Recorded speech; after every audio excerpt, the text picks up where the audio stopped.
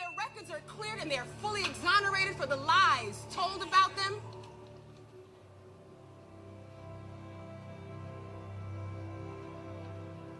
as they step in fully forward into the light of their lives, despite what this city and this country has done to them and millions like them for generations. Now, Harlem, now you know how we do things, right? Please, Harlem, help me, family, help me give a warm welcome. Antron McCrae, Kevin Richardson, Raymond Santana Jr., Yusef Salaam, and Corey Wise. You never give it to an ordinary citizen. Where is it? Where's the trigger? Where is it? Where is it?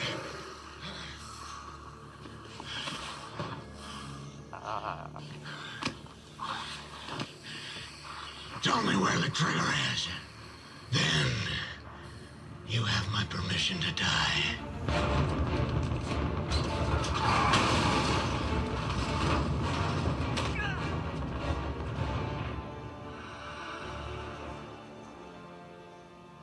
I broke you. How have you come back? You think you're the only one who could learn the strength to escape? Where's the trigger? And I never escaped. As a child of Ra's al Ghul made the climb. But he's not the child of Ra's al Ghul. I am. And though I'm not ordinary, I'm a citizen. So in the beginning of the intro, I played to two different clips. And the first clip that I used was from this episodic series I'm kind of watching right now on Netflix called When They See Us.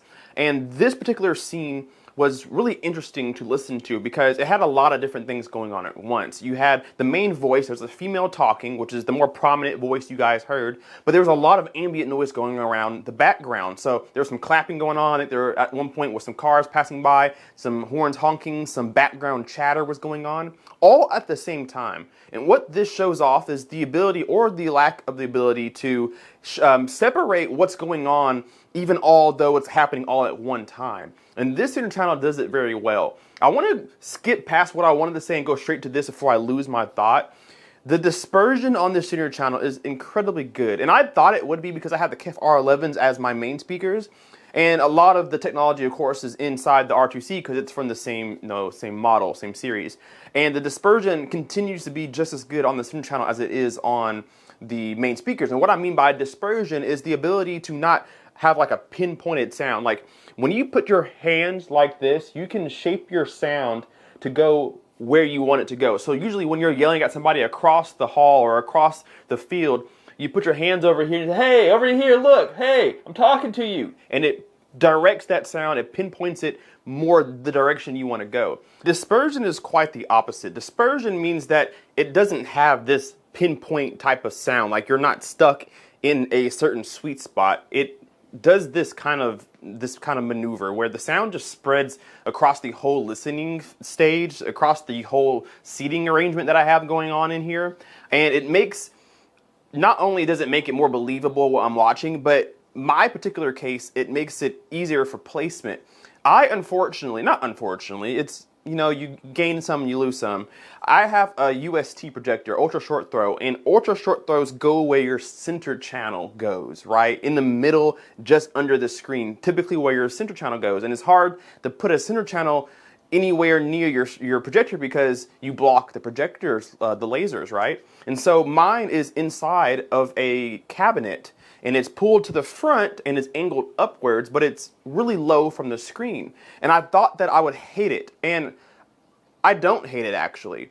My biggest fear was that I would have issues with it being so low that it kind of sounded awkward, and I really don't have that problem. It doesn't really bother me all that much. Now, I still prefer having it up higher, just underneath the screen, but I don't know how yet I'm going to do that. Now, I can raise my screen up higher and then put my center channel underneath my projector, and it'd be fine. It's more closer to ear level, but I don't want to raise my screen because I don't want to look up as much as I would probably have to. But I don't know. We'll see what happens. But neither here nor there. What I'm trying to say is that even though it's down low and pointed up, it has so much dispersion that it sounds, higher than it is. It sounds taller than it is. It sounds closer to the bottom of my screen than it is. And I was very happy to notice that because I thought, like I said, I would hate it. And so the dispersion is incredible. And again, dispersion meaning it covers a wide area of the room, not just kind of, in a pinpoint spot. So kudos for sure to the whole KEF R lineup because it's consistent from center channel to my main speaker. So that is incredible. Now, the second demo that we did was actually from The Dark Knight Rises or whatever. I don't remember. But it was The Dark Knight something. I can't remember. But it was towards the end.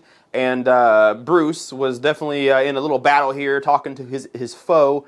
And you could hear his voice, him yelling. And then you could hear the enemy's voice a lot more growly, a lot more down here like this, right? And so I love using this as an example because there's three voices you heard. You heard Bruce, who has a fairly chesty voice. You heard the villain, who has this really growly, monsterish kind of voice. And then you heard the lady's voice that's way higher. And the point of me playing this one was to see its ability to not sound muffled.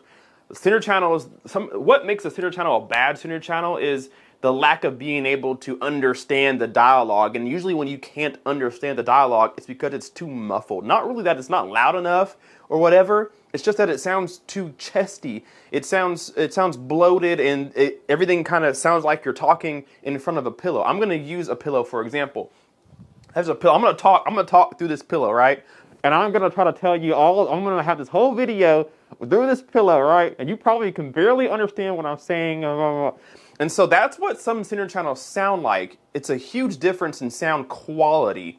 And this center channel does incredibly well again with being able to replicate those really low, deep voices, but it doesn't sound muffled. You still have enunciation in the voices, which is what a good center channel should do. You don't have to spend a lot of money to get that, and to be honest with you, this center channel cost me $1,300, I think I spent on it, or something like that, $12.99, and so you don't have to spend that kind of money to get a good center channel, to be honest with you, but I wanted it to match the rest of my system.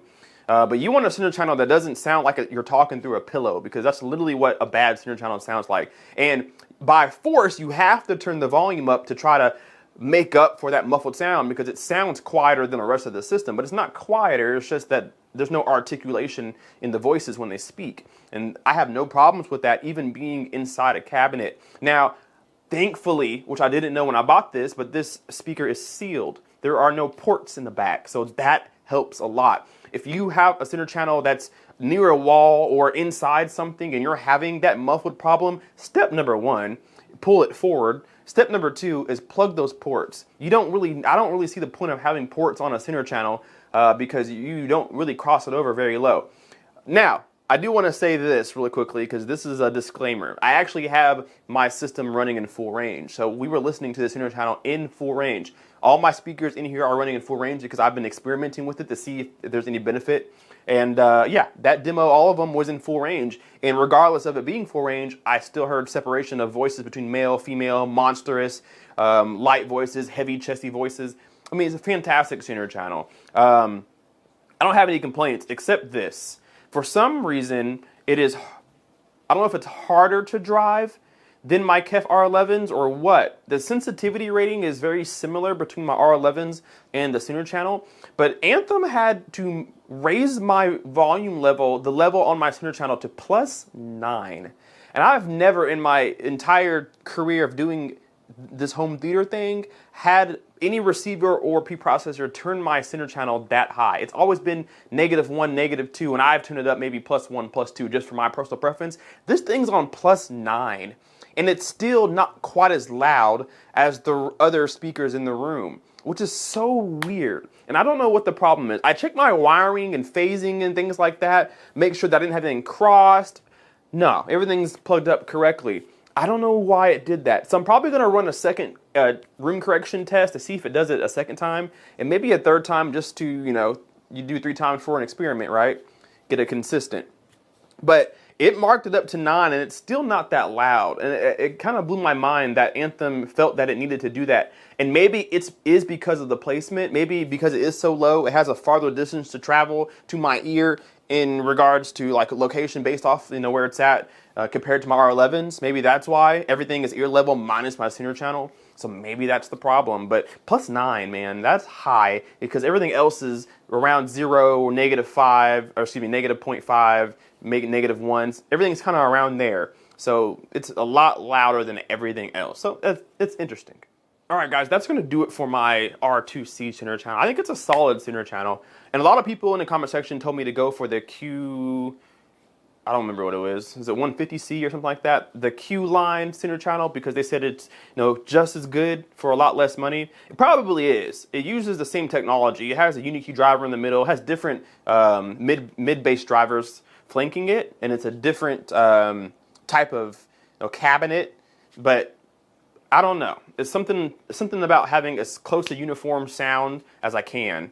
And so I like my R2C, but it probably is a bang for your buck to go for the Q series center channel. Save yourself a good $1 and probably still get 70-75% of the performance. Maybe that's something to think about if you're looking at the R11s or the R series and you want to, you know, save money somewhere. Probably can do it on the center channel and get the previous model. Some people said the same thing about the bookshelves, the R3s that I plan on getting very, very soon for my surround sound. People told me to save and go for the Q series bookshelf speakers and save some money there because, again, 60-70% of the sound. But I don't know. I want everything to be from the same line. I work hard to get, you know, where I'm at in my home theater, so I want everything to be, you know, the same because I work hard to get to where I'm at. So let's just get the best stuff if I can. So that's how I feel about the center channel. Leave me a comment section down below. Let me know what you guys think about the R2C if you heard one. Let me know what you guys think about center channels in general. Some advice for people if they're having trouble getting good quality audio out of their center channel. What's some things that you've done in your home theater to make your center channel sound better?